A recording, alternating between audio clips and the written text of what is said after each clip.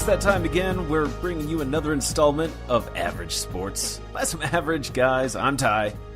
I'm Eric. Hey, Eric. How's it going, Ty? Oh, my goodness. I'm excited to talk about more sports once again. So thank you guys for tuning in.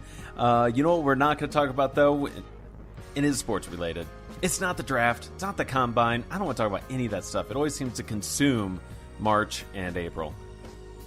That it does. Like, we're not Browns fans, so yeah, no. I don't want to talk about it. So moving on, no further delay. Let's get into a little bit of sports recap that's happened lately. I'm getting amped up for some March Madness. I want to give a shout out to the Missouri Valley Conference winners. That's Loyola. They took it all last weekend against Illinois State. I'm just almost embarrassed them. It was good.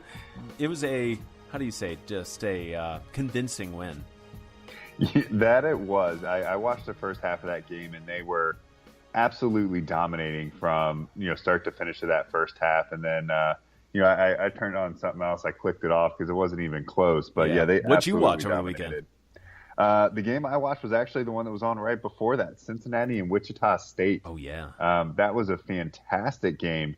Came all the way down to the last second shot there by Wichita State. And Cincinnati was able to pull out, a conference title there with the win over Wichita State, with them being the first year in the American Conference, moving out of the Missouri Valley Conference, as a matter of fact. So congratulations, Cincinnati there, but that was one heck of a game for sure. Yeah, pretty cool stuff. And then real quick with Loyola, again, congrats that the fact that they're going to the national tournament for the first time in over 30 years, pretty cool. You think they're a sleeper at all? I don't know if they're really going to be a sleeper. Right. As far as I know, maybe a 15-2 matchup, 14-3, something like that. Yeah. I mean, you always get potentially one of those that are going to surprise you that no one ever picks. But right. Maybe just wait till Selection Sunday and we can kind of figure out where we're at. Also, a congrats! I saw Phil Mickelson winning his first golf tournament, his outings in like 4.5 years since 2013. So old lefty back at it. He's like ranked number 4, I think, in the PGA.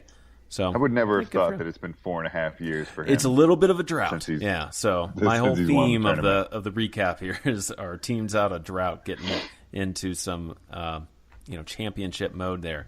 So we're going to jump right into our first topic, though, of the show. I wanted to discuss something that's been on my mind and been in the news quite a bit. Most of us, I'm sure, have heard the news about Louisville and getting stripped of their national title of the NCAA championship from 2013, that they lost that as punishment from their whole scandal that was going on with recruits. Very scandalous stuff, I may say. But my big question about this... would be the right word, yes. Yeah, right, a little bit. But they also, in addition to getting stripped their title, though, paid around $600,000 worth of fines.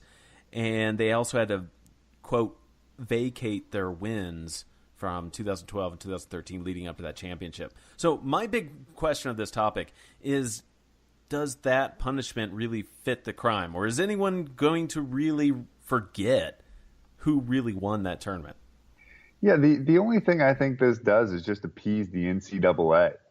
I think that's all this does, because last I checked, everyone that has been around or watched, the March Madness tournament, will obviously just use 2013 for the example here. I remember Louisville winning, and I'm pretty certain that scandal didn't help those athletes win that game in the finals or win any of the. No, you could argue though up to that Louisville used unfair practices to get the top recruits, right, and make the best team a championship caliber team. Yeah. So that's you an can easy definitely argument. make that argument. Right. I just don't believe that vacating wins does anything for anybody. No, I mean, coaches lose their jobs. Really... That's cool, but as a school, as the institution, like the Louisville brand. And their athletics department, I mean, still, like, what else has changed? I don't know. It doesn't seem like there's anything that would keep a school like Louisville or anyone else in the collegiate, especially Division I system, to make any difference or make any changes. Yeah, I don't think it does almost anything for them. I mean, even, Penn State, that obviously had that terrible scandal a couple years ago. I mean, they're now back on top within That's right. Substantially less time than people even remotely thought, and they vacated all those wins from Joe Pa. Much as that was a terrible skin. I mean, is anyone really going to forget that Penn State won all those games when he was there? No. Right. And $600,000 may seem like a lot of money that they charged against Louisville or fined them, but that's a drop in the bucket for an athletics department. Yeah, especially so they're not going to upgrade their a logo painted on a brick building, and their uniforms won't be new. I don't know. I don't feel like that's going to make too much of a difference. Yeah. Let's move on then. I don't hear that argument that much about stripping titles necessarily. Sure, it's a blemish on the school's history, but I don't know if it's going to be a real deterrent for future events. Let's talk about what you wanted to get into with the MLB. You put this as a title as tanking. I want to get into what your thoughts are on all this. Yeah, so we hear a lot about NBA having a tanking issue. Philadelphia 76ers, the whole trust the process thing and always drafting first and things like that. Now it appears very evident this year that MLB is starting to progress towards having a tanking issue, so to speak. There's a lot of things that I think point to this evidence out here, and the major one is that there are a ton of big-name free agents that were available at the start of training camp, which is really the first time that this has been happening. And so one of the things that I've been hearing a lot about here is that teams are now wanting to kind of go down this road. In particular, the last two examples of teams that won championships in Houston and Chicago just went through this process and were able to come out, on top. After Houston drafted in the top 5 or whatever for several years in a row, and so did Chicago after they rebuilt and things like that. But a lot of that is good management, and part of the problem is that there's so much revenue in baseball that we're not really balancing things out. So one of the ideas or theories that I kind of came up with to help fix some of the tanking issue, and of course, I mean, this is just an average take on things, but we have this luxury tax at the top for these teams spending all this money. That's where you have your New Yorks and your Bostons, and then you have these teams at the bottom not getting penalized for just blatantly making all this TV revenue money and doing nothing with it. Interesting. So what would be a fitting penalty for a losing team? Yeah, who clearly didn't seem to carry much weight. Yeah, I think what we need to do is we need to kind of have a luxury tax, not a luxury tax, but a non-luxury tax at the teams on the bottom. Not necessarily maybe after 1 year of tanking, but if they're going to show a consistent lack of effort to try and sign and go get free agents, I think they should be taxed at the bottom as well too. If a team with I think sometimes you got to kind of balance it out a little bit. But if a team is below a certain salary number, then they should get fined and get fined more for every subsequent year. They're below a certain salary number. I think you would kind of need to set the floors different for certain teams. So a market like Philadelphia versus a market like Tampa should probably have different floors, and the floor for Philly should be higher considering it's a substantially larger baseball market. Sure. But, and then also not allow these teams that are, intentionally tanking to draft in the top 5 for more than 1 year. It's going to be hard to always, or to be able to point the finger and say, you guys are definitely trying to lose on purpose. And I think a lot of pros are going to also fight against that. They're going to say they're going out there trying to win. Who's going to be in place of, making a team like a big league or a major league scenario with the Indians? Yeah, and I think that's why that was one of the questions that I had raised with myself, kind of thinking about this is how can you really manage this? And I think that's where you kind of come into the argument with the salary. Our team's spending money, on their players to sign free agents and be competitive. And a good example in the National League as well is that you have very different levels on your teams. You have your Dodgers, your Cubs, and your Nationals at the top. You have that middle group of Arizona, St. Louis, Brewers, and a couple of others.